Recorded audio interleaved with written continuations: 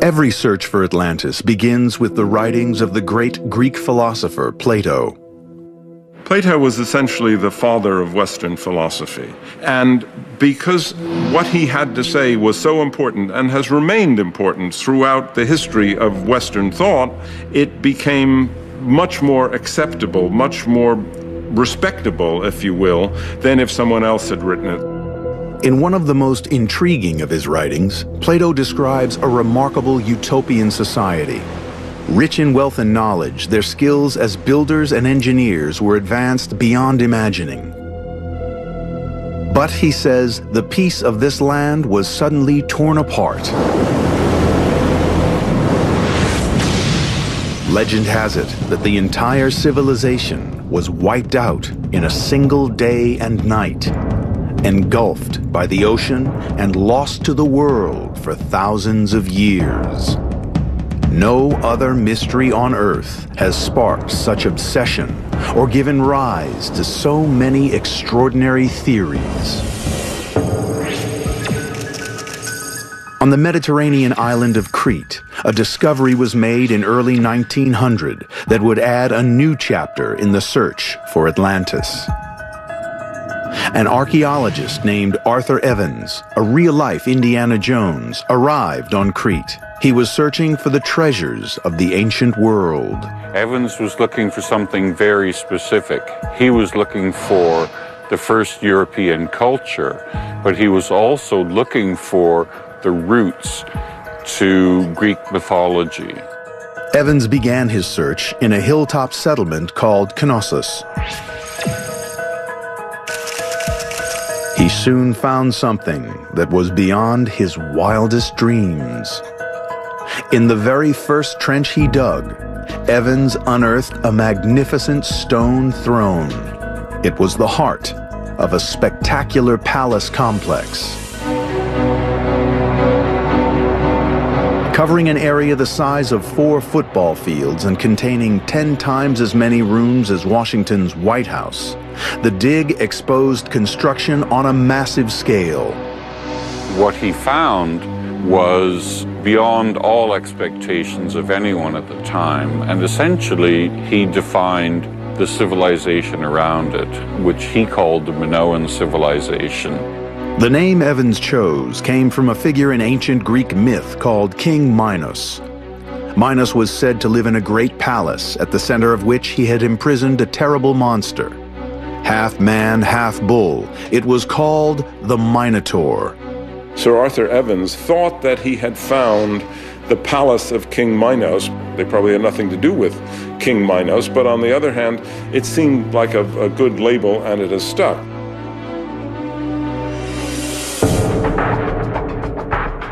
Today, a groundbreaking new theory has emerged as to the origin of this lost world. It's entirely possible that something like the Atlantis myth comes out of here, and it's passed on for centuries and grew in some kind of grand importance. And so there is this theory that the Minoans were in fact the early Atlanteans. It is the sophistication of the palace on Crete that is the first link to the idea of Atlantis. The builders of this remarkable structure had achieved a level of engineering excellence that would not be seen anywhere else in the world for centuries. It is littered with artifacts dating back over 3,500 years. The remains of hundreds of decorative pots and beautiful wall paintings are being discovered. As investigators piece together the fragments of this ancient art, they are discovering sophisticated images of the people and the lives of a lost civilization. People were extremely interested because this was going back beyond the boundaries of classical studies and classical archaeology into something entirely new, which had not really been envisaged before. The buildings here are older than anything previously discovered on the island, and they are infinitely more advanced. Teams of experts are now searching for the clues that relate this complex architecture to Plato's story of Atlantis. Colin MacDonald has scoured every inch of the palace, above and below ground, to expose every technological achievement. And beneath the surface, he has discovered one of the site's most advanced features.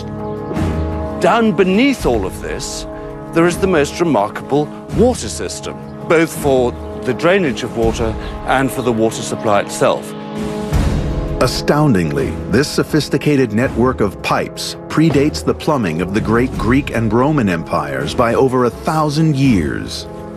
These terracotta or clay water pipes are made up of 1 meter sections, the one tapering into the other.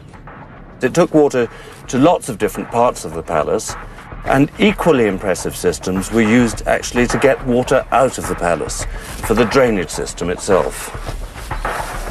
A vast subterranean network carried wastewater away from the palace. Using the details of Colin's survey, we can now see how the drain circled through the palace's royal quarter.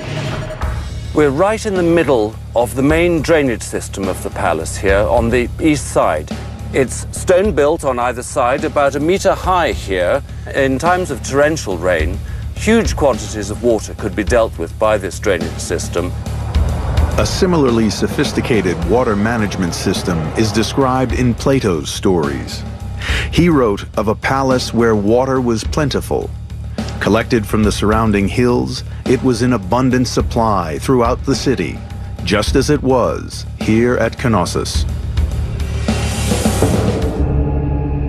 What's more, at the Palace of Knossos, the engineering above ground is every bit as sophisticated as that which Plato describes. The palace contained 1,300 rooms spread over 4 floors, all interconnected by miles of passageways. It was centuries ahead of anything seen from the same era on mainland Greece. What we had on the Greek mainland in the period of the palaces was nothing more complicated really than maximum 3 or 4 room single-story mud brick structures. There's no grand architecture on the scale that we see in the Cretan palaces. Plato describes the Palace of Atlantis as an acropolis sitting atop a great hill. At Knossos, we find just that. Construction must have involved huge earth-moving operations. The entire hilltop was flattened and terraces were carved so that the palace could be built on multiple levels. The large foundation blocks of the palace walls were constructed of crystalline stone called gypsum. It was quarried locally and then cut into massive blocks with bronze saws. We're right in the middle of a large quarry used for quarrying the gypsum that was used in the construction of the first palace at Knossos. Here, one can see very, very clearly the tool mark of the bronze object which sliced away an enormous part of the face, and the resulting block, which would have fallen down, would then either have been worked here or moved the 800 meters or so over to the palace itself. In the Atlantis myth, the external walls of the great palaces were said to shine like silver. Today, the gypsum walls of Knossos have been eroded by the elements, but in their full glory, they too would have sparkled. You can almost imagine what it felt like for a Greek coming ashore in Crete and seeing something like the glimmering gypsum palace at Knossos, this giant, shiny structure, glistening in the sun from all this crystalline gypsum, and on a scale like they couldn't have even possibly imagined at that time. A vast royal residence, a place of worship and ceremony at the center of an advanced and wealthy civilization. Using their latest evidence, our team applies state-of-the-art imaging techniques to rebuild this prehistoric palace. We can now see the structure as it would once have stood here, supported by huge redwood pillars, Many believe this was Atlantis. Now, our investigators are going deeper, to the very fabric of this extraordinary palace in search of the vital clues that might provide proof. What they find is evidence of the cause of the destruction of this lost world.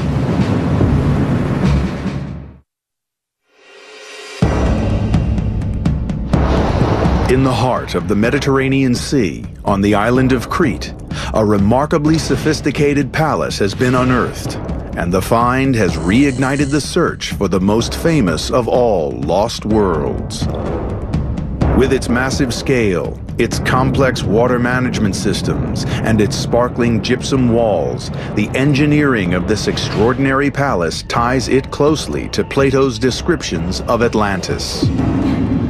Hidden deep in the fabric of this amazing place, there are even more compelling links.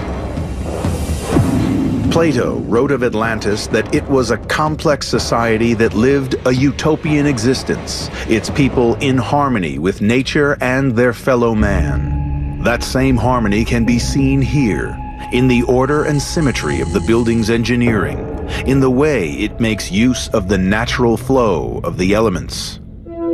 The palace engineers were masters at controlling the path of air and light through the depths of the palace quarters. They devised systems that appear advanced even today, even though they are almost 4,000 years old. Internal rooms were divided with an ingenious system known as pier and door partitioning. Rows of pillars were linked by discrete wooden shutters which could be controlled independently of each other. They could be set to block the path of a cold wind or channel a breeze to the palace's innermost room. At the very heart of the palace is the central court, providing light and air to all areas of the complex. To the east is the royal quarter, a multi-story structure to rival anything described in Plato's accounts of Atlantis.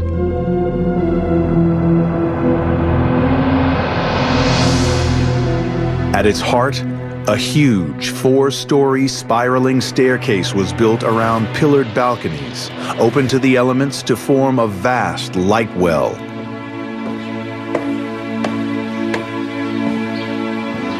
This impressive structure was really one of the great achievements of Minoan engineering.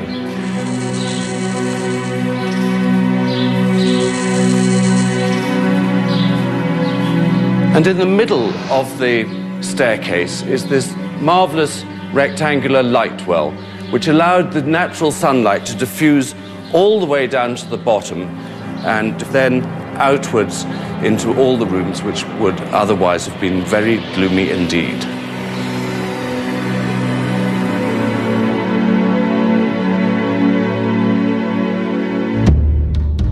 This awesome technology and the sophisticated culture that created